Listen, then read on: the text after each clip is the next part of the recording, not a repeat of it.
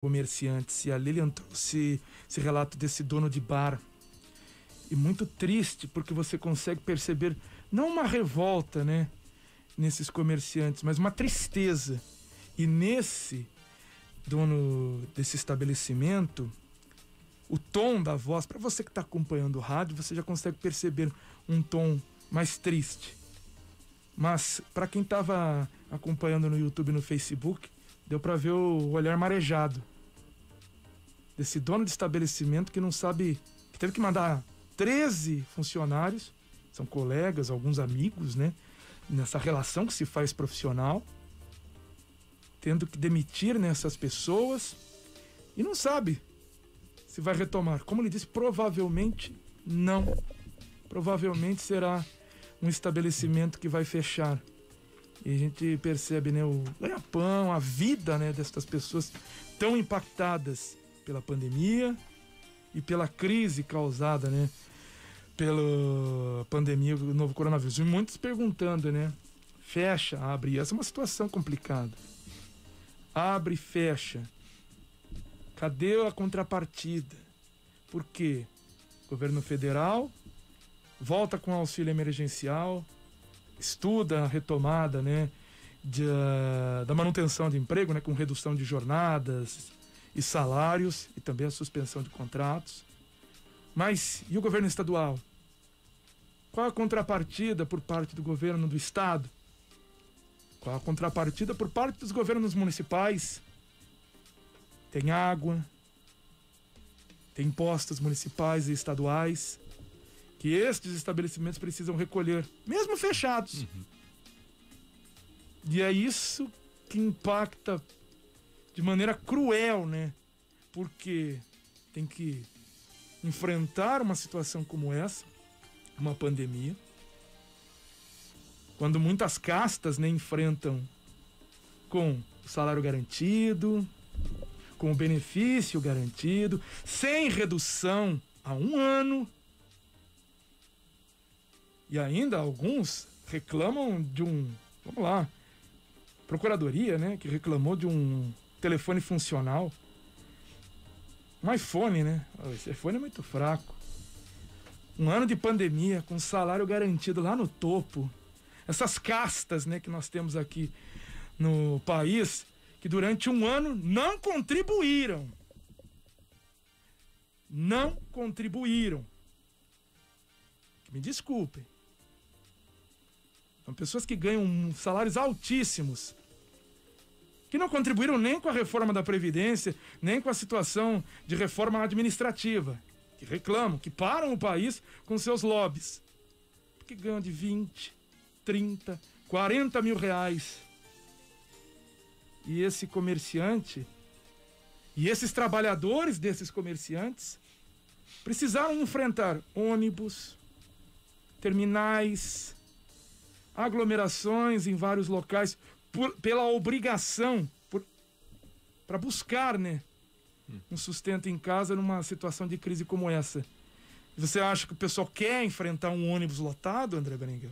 Imagina. O pessoal quer aglomerar? Tem outra situação, dos que vão a festas clandestinas, eu imagino que muita gente viu, né, a imagem que circulou pela internet, pelo WhatsApp, pelo Twitter, pelo Facebook, lá de Minas Gerais. Era uma balada e jovens saindo, as dezenas, centenas. Essa é uma situação de ultraje, realmente, em um momento como esse. Ali não há compaixão, ali não há um sentimento pelo próprio pai, pelo próprio avô. Agora, eu volto a insistir aqui no CBN Campinas. Ontem, estava dentro do meu carro, Campinas numa fase vermelha. Ali, todo mundo sabe, moro ali na Moraes Salles. E são 3 que ficam ali há tanto tempo, pedindo um dinheiro, vendendo um salgadinho, um drops. Como eu vou falar para essa pessoa ficar em casa? Os caras estão enfrentando e eles sabem que estão correndo risco dos próprios familiares. Mas os caras não têm ganha-pão, gente. Não tem auxílio emergencial, não tem a redução de jornada, PEC emergencial, tão emergencial, ficou para a próxima quarta-feira, e olha que ela já está desde o ano passado. Governo do Estado praticamente virou as costas, praticamente não, desde o ano passado, não teve contrapartida alguma. Aumentou ICMS esse ano. E não me venha falar o governador João Dória, nós aumentamos o número de eleitos. Mentira! Mentira! Acabou a eleição com toda a aglomeração, vitória correndo por todos os cantos, todos os partidos, todos os candidatos, mas os vencedores ficaram com aquela situação emblemática. Aqui em Campinas, Dário Saad e então o prefeito Jonas Donizete fizeram lá o seu discurso no Jardim Leonor, com aquela aglomeração acontecendo, em cima de um carro de som, com tantas pessoas, né? Ali em cima daquele carro de som. Aquela imagem, não é que ali gerou a proliferação do vírus, mas a imagem. Desde o ano passado eu falo, a comunicação, o que os gestores falam e fazem, gera uma ressonância na sociedade. E se você sobe num carro de som, se você vai com o seu candidato Bruno Covas, abraçado, junta para uma coletiva de imprensa, aquela imagem destrói toda uma credibilidade. E pasmem, no dia seguinte àquela imagem do governador João Dória, tivemos o quê? Uma regressão.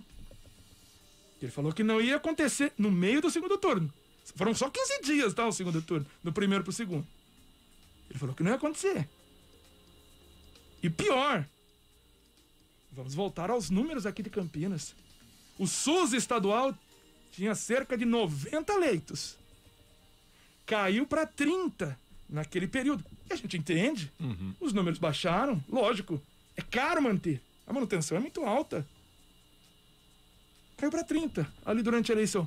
Passada a eleição, 7 naquela semana. Terminou a eleição. Em dezembro, Campinas, no SUS estadual, foi para 7. Depois de uma semana, foi para aqueles 13, que ficou numa negociação para aumentar para 30, até meados de fevereiro agora, sabendo que os números vieram crescendo. Então, no SUS estadual, há um déficit enorme, pelo menos aqui para Campinas. E outras cidades que reclamam muito dessa situação. Bom, me alonguei um pouco, viu, André Berenguel? Desculpe, mas